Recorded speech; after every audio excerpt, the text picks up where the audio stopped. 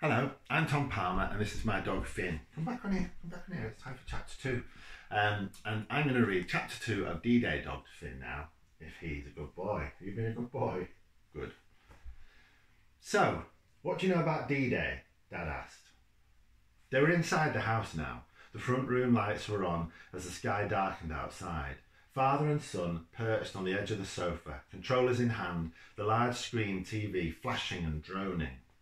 Finn was on the sofa too, leaning into Jack, his head resting on the 11-year-old boy's arm. Jack shrugged.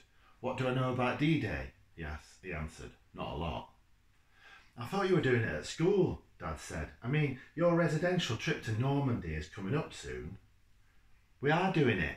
We start properly with Mr. Salah, Jack told him, this week. Dad took the controller off Jack. Right, he said. So, it's important to know about the history that your trip is on and the game that this is based on. OK, Jack conceded. Dad faced Jack, rubbing his chin. So first things first, D-Day was one of the greatest moments in the history of Europe. You with me so far? Yeah, Jack nodded. It took place on the 6th of June 1944. OK. And it was one of our finest hours because we, the British, began the liberation of Europe from Nazi Germany. Dad paused. What do you know about Nazi Germany? Hitler, Jack said.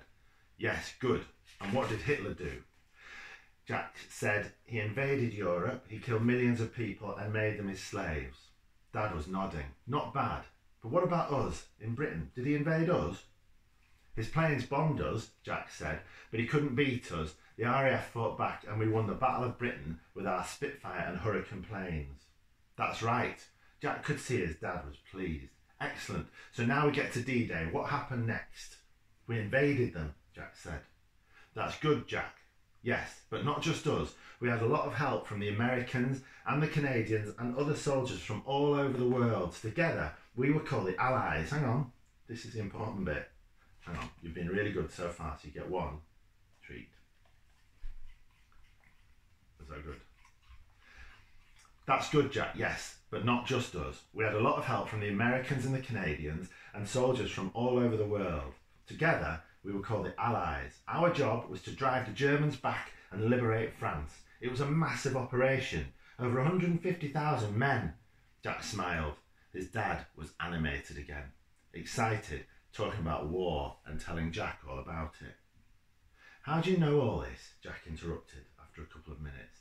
My dad said, simply. Jack noticed the hairs on his dad's arms stand up. Can you see? It was funny. That always happened when his dad talked about the war and his dad.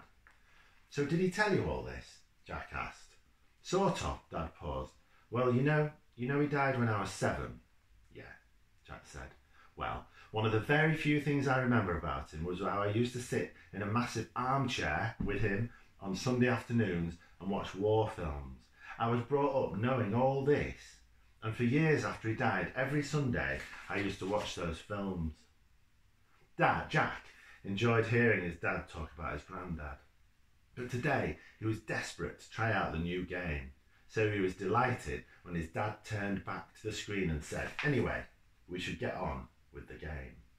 And that is the end of chapter 2. And in the next chapter, Jack learns a bit more about D-Day, but then also things to do with his dad and his mum. I hope you enjoyed that. Did you enjoy it, Finn? I thought you were exceptionally good, considering this was our 4th take.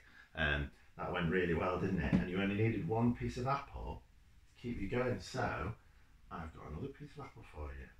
Well done. Goodbye. We'll see you tomorrow for tomorrow's episode.